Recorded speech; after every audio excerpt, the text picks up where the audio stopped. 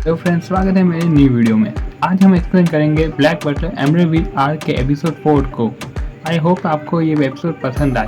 तो जल्दी इस एपिसोड को शुरू करते हैं। एपिसोड की शुरुआत वहीं से होती है जहाँ से एपिसोड 3 एंड हुआ था। सेबेस्टियन राजकुमारी के लिए चाय बना रहा होता है। चाय बनाने के बाद वो राजकुमारी को जगाने चला जाता है। राजकुमारी जगाने के बाद उनको चाय सर्व करता है और कहता है, राजकुमारी चाय पीने के बाद आप जल्दी रेडी हो जाएं। जिस पर राजकुमारी कहती है कि मैं आज तुम्हारे देश के कपड़े पहनना चाहती हूँ सेबेस्टियन। सेबेस्टियन कहता है कि हमारे पास जो कपड़े हैं वो आपके नाप के नहीं है राजकुमारी, मास्टर सीरियल के कपड़े ही आपको आ सकते हैं। इस पर हेल्डा राजकुमारी से कहती है कि आप मर्डो के कपड़े नहीं पहन सकती। राजकुमारी कहती है कि मैं क्यों नहीं पहन सकती। सेबेस्टियन थोड़ा विचार करने के बाद राजकुमारी से कहता है कि मैं ये कंबल ले सकता हूँ राजकुमारी। तो वो कहती है हाँ ले सकते हो, लेकिन क्यों।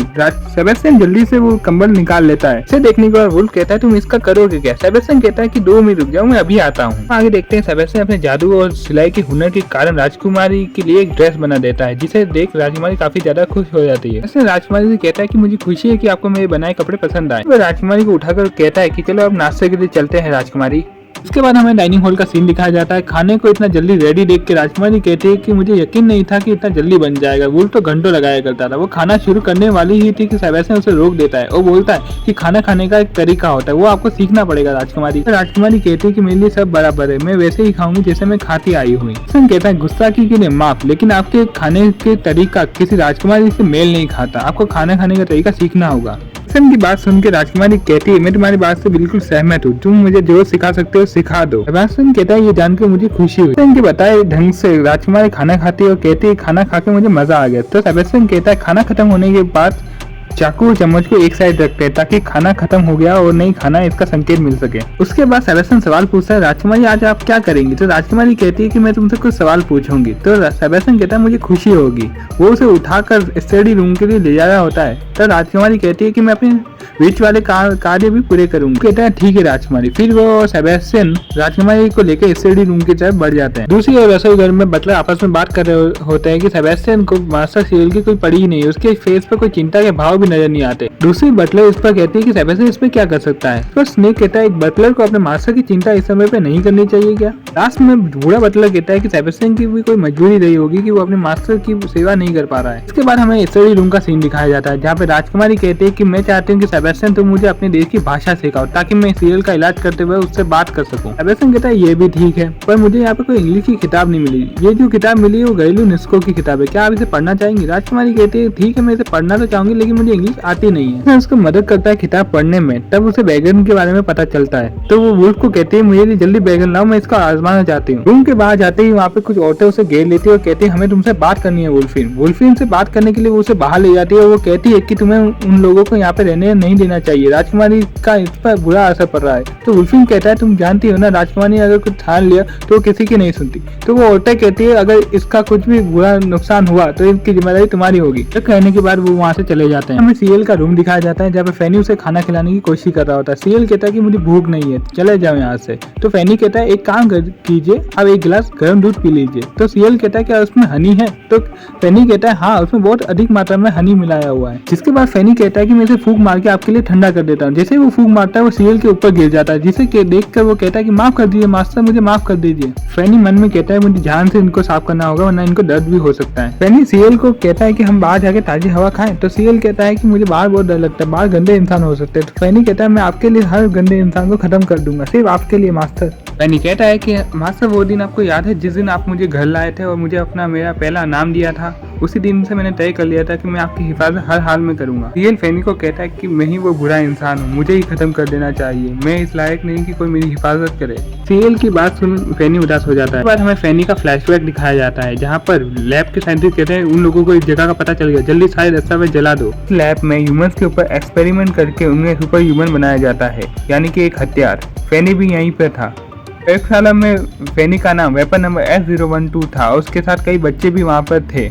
बच्चे देखते हैं कि डॉक्टर वहाँ पे आता है और एक एक करके 2 बच्चों को गोली मार देता है। फैनी की आंखों के सामने उसके दोस्तों की जान चली जाती है। डॉक्टर दूसरी गोली भरने ही जाता है कि फैनी के मन में ख्याल आता है डॉक्टर आपने ऐसा क्यों किया। उसकी आंखें अब डार्क ग्रीन हो चुकी थी, उसने डॉक्टर को मार दिया था। हम आगे देखते हैं कि फैनी उसी दरवाजे से बाहर निकल जाता है जिस दरवाजे से डॉक्टर आया हुआ है। वो बाहर निकल कर एक एक करके सारे डॉक्टरों को मौत के घाट उतार देता है और वो बाहर निकलने का दरवाजा भी खोज लेता है। लेकिन वहाँ पर सेबेस्टियन और सीरियल आ जाते हैं, जिसे देख कर फैनी हैरान हो रहा था। सीरियल और सेबेस्टियन फैनी को देखकर समझ नहीं आ रहा था कि वो कहाँ से आया, तो सेबेस्टियन उसे खतरा समझ के उसे मारने ही वाला था कि सीएल उसे रोक देता है कि रुक जाओ और उससे पूछता है कि तुम्हारा नाम क्या है। फैनी को उस समय समझ नहीं आया कि ना छोटे मालिक कहना क्या चाहते, पर फैनी ये जानता था कि मालिक की वजह से उनकी जिंदगी बदल गई। फिर उसके बाबा प्रेजेंट में आ जाता है, जहाँ पे सीएल बार बार ये कह रहा था कि मैं ही वो गंदा इंसान हूँ, यहाँ पे काफी अच्छे लोग हैं, तुम्हें उनकी हिफाजत करनी चाहिए। फैनी उनको समझाते हुए कहता है कि जिस टाइम में एक वेपन था, आपने मुझे माली बनाया, आपने मुझे तबाह करना नहीं संजोड़ना सिखाया,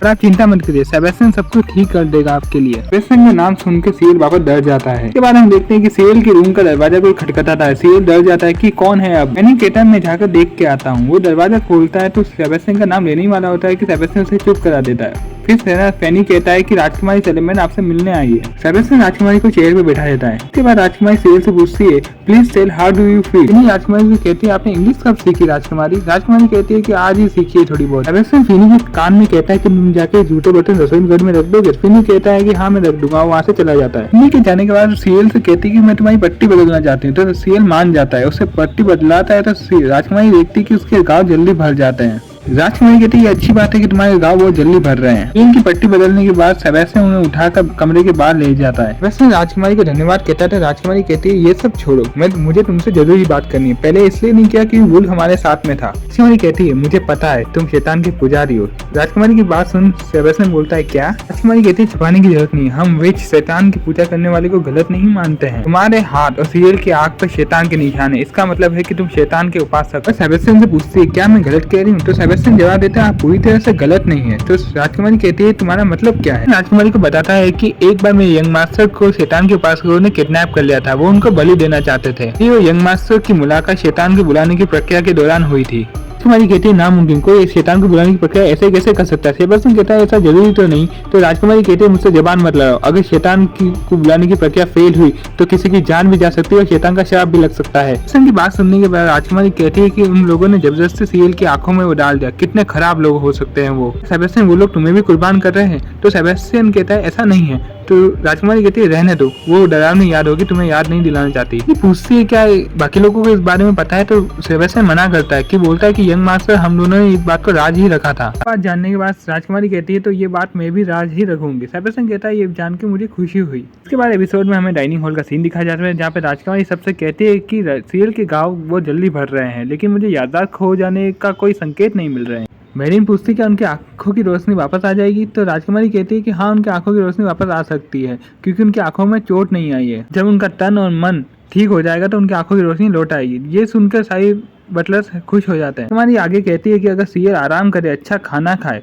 और उनका अच्छे से ध्यान रखा जाए तो सीएल के ठीक होने की संभावना बढ़ सकती है। ये सुनकर बोल्डर ज्यादा खुश हो जाता है। वो कहता है कि जैसे ही मास्टर थोड़े से ठीक होते हैं हम उनको घर ले जाएंगे, वो वहाँ पे ज्यादा आराम कर पाएंगे। लोगों की जाने की बात सुन के राजकुमारी थोड़ी सी उदास हो जाती है। तो हम देखते हैं कि सारे बटलर आपस में खाना बनाने की बात कर रहे होते हैं। तो मेरिन कहती है चलो मास्क बनाते हैं। फिर सेबेस्टियन से कहता है कि मास्क पकने में समय लगता है, तुम्हें हमारी मदद करनी चाहिए। तो राजकुमारी कहती है तुम जा सकते हो, मुझे वैसे भी खिताब करनी है, सीधा डिनर पे मिलेंगे सेबेस्टियन। तो वो कहता है राजकुमारी जैसा आप कहें। मैं रसोई घर का सीन दिखाया जाता है। सेबेस्टियन खाना बना रहा होता है, तभी व्हाइट वाइन खत्म हो जाती है। तो वो उल्फिन से पूछता है कि व्हाइट वाइन खाने में डालने वाली खत्म हो गई है, वो कहाँ पर है। कहता है कि वाइन स्टोर यहाँ से नीचे जाकर राइट साइड में। सेबेस्टियन कहता है ठीक है मैं देखता हूँ। वो जाते वक्त स्नेक को कहता है कि स्नेक तुम्हें भी मेरे साथ में चलना होगा। एपिसोड में हमें पैलेस के नीचे वाले स्टोर रूम का सीन दिखाया जाता है, जहाँ पर वो राइट साइड में जाने के बजाय सेबेस्टियन लेफ्ट साइड में चला जाता है। सेबेस्टियन को लेफ्ट साइड जाता हुआ देख स्नेक कहता है कि उसने कहा था कि वाइन स्टोर लेफ्ट साइड में है। सेबेस्टियन जवाब देता है कि मैंने कहा था वाइन खत्म हो गई, ये नहीं कहा कि मैं जाकर लेके आने वाला हूँ। उसके बाद हम देखते हैं कि स्नेक भी अब सेबेस्टियन के पीछे पीछे राइट साइड में जाना शुरू करता है, जहाँ पे रास्ता एंड हो जाता है। फिर स्नेक कहता है कि यहाँ तो रास्ता एंड हो चुका है, ऐसा ऑस्कर कह रहा है।